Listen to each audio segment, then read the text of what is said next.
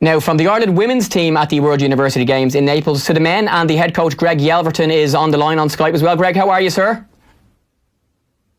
Good, Jamie, yourself? Yeah, not bad, Greg. Thanks for having a chat with us. Ireland's opening game takes place against Korea, and then they'll play Uruguay in the second game. 3-team groups, the same as the ladies, Greg. So before the action gets underway for you guys, which kick-off is on Friday for you, so you'll have been in Naples for a few days to accustom yourself to the hotel, the conditions and the heat, and some brilliant photos of the backdrop for training and yourself out with the cone setting things up in the heat, and you've had some time to get your boys ready over there. Yeah, it's been good. The last couple of days is probably, the fact that we got 5 days to settle in and get used to the heat, and the lads have been training well. We've been travelling around to different venues, little Serie B, Serie D venues, and they've been pretty cool, so it's a nice little backdrop for training. And look, I suppose the main thing is that we're getting work done for the lads to be ready for the game Friday.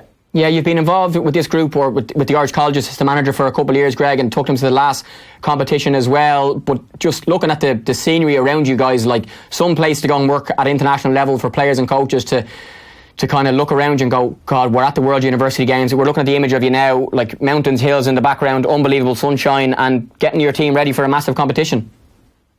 Yeah, well, that's the main thing, that's what we say to the players. This is a fantastic opportunity for them to travel to a different country and play against different countries and different styles. And, a lot of lads that will come with us will help them develop in their football careers. And, you don't get many chances to play against teams from South America, from Asia. So this is a great opportunity for the lads to test themselves and see where they're at.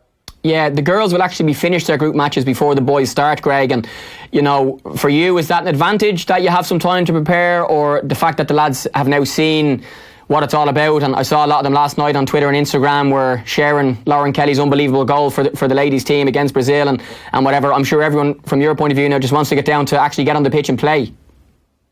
Yeah, well, look, it has an advantage and disadvantage. I suppose it gives us more time to acclimatise and prepare, but on the other hand, then, look, the lads are kind of chomping at the bit to play a game. It's kind of unusual that the girls will have 2 games played in their group before we even kick a ball. So I'm not sure how the organisation committee got that right. The Koreans played yesterday. We went and watched them, so they have a longer rest period, and we have a 1-day turnover for when we play Friday. We'll play again on Sunday. So it's kind of unusual in that sense. But look, I suppose it gives more time to work and scout the opposition as well.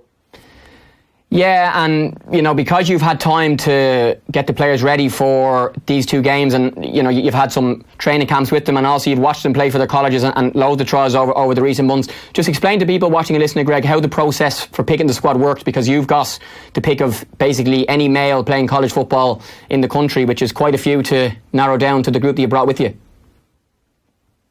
Yeah, look, us, the staff, we probably look at all games. We look at League of Ireland games. We do assessment games. We travel to all the third level intervarsity competitions, the Cuffle games. So, we'd always have feedback on games. We'd have player ID done at games, and we'd get players' names fed back into me, and we'd go look at them. So, there's a big selection process, and it probably starts a year out.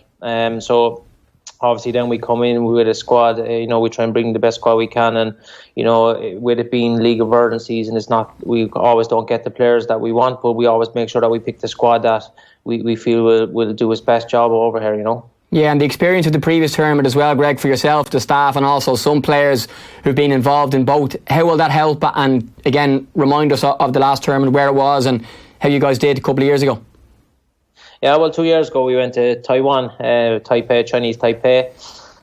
So that was a fantastic experience. So we've got 1 or 2 lads that are in the squad again. But overall, from a staff point of view and an organisational point of view, we probably better prepared this time. We know what to expect.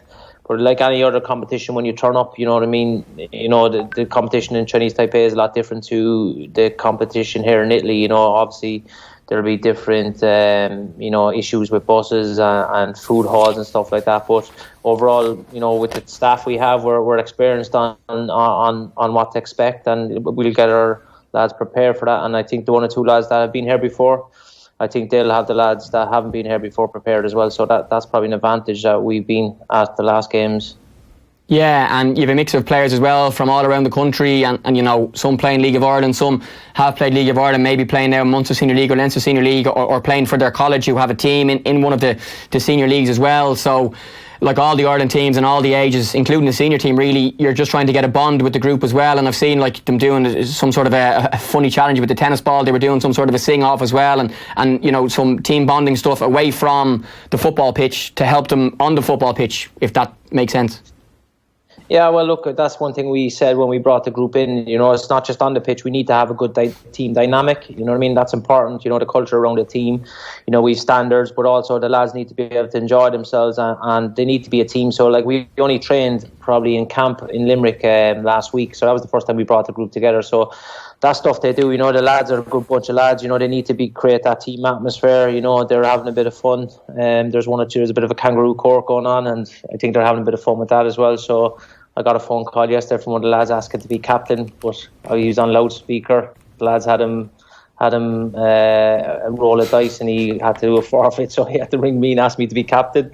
So look, it's good. All that stuff is good off the pitch, you know, because you need it. Because over here it's a lot of repetition. You know, where all we're doing is preparing. You know, recovery, rest, food. You know, training, back to beds. You know, bed early, team meetings. So there's a bit of repetition. So I think this is a way for the lads to have a bit of fun, and look, it's creating a good team dynamic, and that's important in these tournaments. Yeah, and just lastly on that, Greg, explain to us the environment the players are in now. You know, you're in a nice hotel, the food, you've got a room for physio, I think you've got a games room, you've got pitches to train on, you've got games, getting buses to games, opening ceremony. Like, this is the biggest competition in the world for students to play in for their country, and it's fair to say, you know, you guys have left nothing to chance in terms of what you've tried to provide for the players to help them when the games actually start. Yeah, no, we do everything. You know, we've got a team of physios here. We've got a doctor here, but we're based actually in a university in Fisciano. All the football teams are here, so the 12 men's teams and 12 women's teams are based here. We have a dining hall, so every day then we'll have travel to training, which will be located probably within 40-45 minutes from the university. So they're usually Serie B grounds or Serie D grounds, which is great because it gets the lads out of campus. But it's kind of very enclosed, you know what I mean? It's the village itself is in Naples, so we're out a bit from that. But again, it's all a football team, so it's a fantastic experience. You just see all the teams strolling around the place in the accommodation, and yeah, look, the setup is quite good, and I think the lads appreciate that. But you know, there is a lot of repetition, you know, training, rest, recovery. But that's what you have to do if you want to do well in these tournaments. Yes, and I appreciate, apart from that, Greg, the Wi-Fi is very good. I know all the lads are addicted to their phones, but for our podcast, doing a piece on Skype where the Wi-Fi actually works is great. So thank you to the people of Naples for helping us with that. And Greg, thanks for coming on. Best of luck in the two games. You're going to play against Korea on Friday and Uruguay on Sunday in your two matches. So we'll catch up, I'm sure, next week after those games. Thanks a million. Best of luck. Brilliant. Thanks, Jamie. Thank you.